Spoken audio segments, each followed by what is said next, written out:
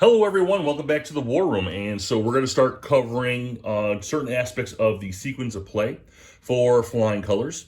At the beginning of every scenario, the wind direction is going to be determined for you. So the first turn, you're not going to have to worry about this. Every other turn, the wind's going to change. And you simply roll a die, all right? And if you roll a 0, if you ever roll a 0, then you get to roll again to see where the wind is going to go. And on your little table here, okay, if I could show you wind adjustment, you roll the die again, and whatever you roll, that's where you're going to go. So we'll roll again. Let's say we roll the 0. It says 8, 2 points clockwise. So it would go from here to 1, 2. And remember, in this game, wind is very, very important because it's Age of Sail. We will talk about movement, because movement in this game, it really depends on the wind, and how you move can be really good or really bad.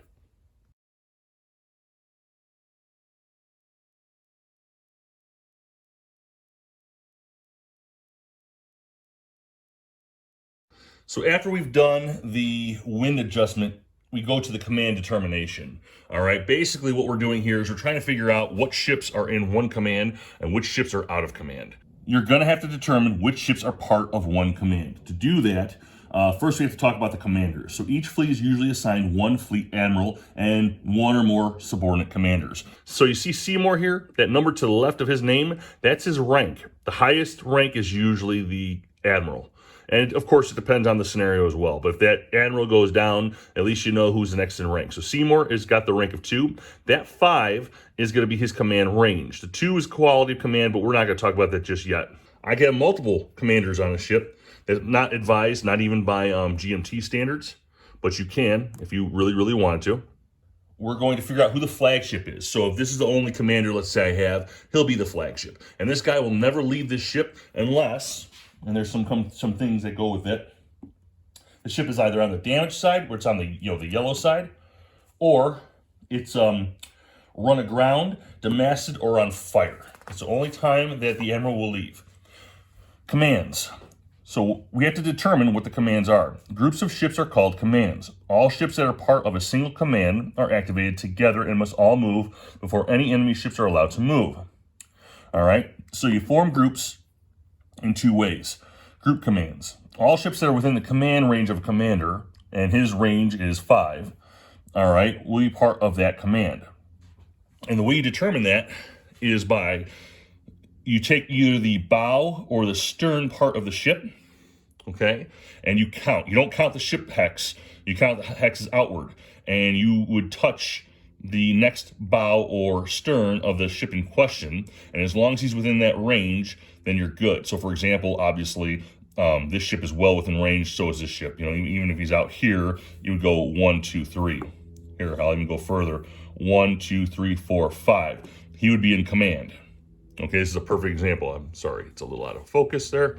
Let me just scroll you back. So in this example, he's got a command range of 5, and he's good. Now if we go over here, 1, 2, 3, 4, 5, obviously this ship is well out of command, and that ship would have to be activated separately by either another commander or it would be out of command movement. Okay. The next thing is formation commands. Ships may be set up on the map in such a way that they are in a formation. To be in a formation, each ship in the formation must be within at least 4 hexes of each other. So this guy's not in formation, but if he went one more, he would be in a formation command. And one of the ships within the formation must have at least 1 commander. The way this works is, let's say the commander has a really shitty range. If it's within 4 ranges of each other, they're within visual range where they can communicate through flags and signals. So even if the range of this commander is terrible, you can still get these guys to move as a formation command to work, because they can still see each other, they can signal, they're close enough. Okay, obviously this guy's way out. This guy would just be in range to be able to, oh, I see, you see those flags on the ships that they fly. You'll see them when even in the Navy and stuff, you see them when they're in the port and stuff. Those are signal flags, and they're meant to be visual flags to show people what's going on or what's happening on the boat. Same thing here, all right? Out of command ships, such as this one over here, All right, they're not conforming to either of these conditions. They're considered out of command. That's where these little chits come in. Remember that guy? The little out of command chit. So when a ship starts in command, it's always going to be considered in command until the end of the turn. So for example, this ship is good, but if it ends up being over here and no longer in this guy's range, he's still in command until the end of the turn. Once you start the new turn, if he's not within range, 1, 2, 3, 4, 5, then he's considered out of command. All right, but during the turn, no matter how far he goes off that map, he's in command at the beginning. If this ship comes close, he is still out of command until the next turn. So the way you're going to move your pieces is you're going to choose either a command of ships or an out of command. And then after you made your movement, your opponent will make one movement of a command ship, ships in command or an out of command ship, and then they'll go again. So I can make a choice. I can either move this guy individually or I can move my command first. Then I'll give the turn over to the next guy, he'll play, and then we'll keep doing that until all ships have moved.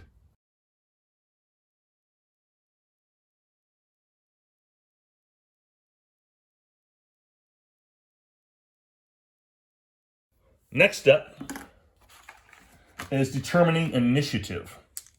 Okay, after commands have been determined, each player rolls a die to determine the initiative. Players add their current command quality. That's that little number I showed you, that bottom number. Okay, in this scenario, it's 2, that yellow number. And you'll add that. So the red will be the English. Let's say the French don't have any command. Okay, and you'll roll your initiative. You have to add the current command quality of the fleet admiral. So we determine that this guy here, that's your fleet admiral. His command quality is that 2. The top number, 5, was the command range, but 2 is the command quality. Those are those modifiers I talked about in the first video. So it's a 2, and let's say the French have nothing. I would roll, all right? I rolled a 3, plus the 2 is 5, but still, the French in this case would still win. Zeros on the dice are considered zeros. They're not 10s in this particular game. Once a person has won and determined their initiative, they get to activate, okay, a single command or a single out-of-ship command, as I was talking about. So one or the other. And then the turn will go back and forth between the two. The opponent will activate one, and then you'll come back. If for some reason you have more ships than he has, and you still have more to go, you keep activating the rest of your ships. But until all ships have been activated back and forth, you don't get to do that. So if I have 5 ships, he has 3, we go back and forth 3 times, and then I'll have to end up going 2 more times after him. Now, to get a little bit more complicated, every scenario, and I'm going to try and find one for you. I don't think I have one here. But every scenario has what's called an Audacity rating. So I got something here.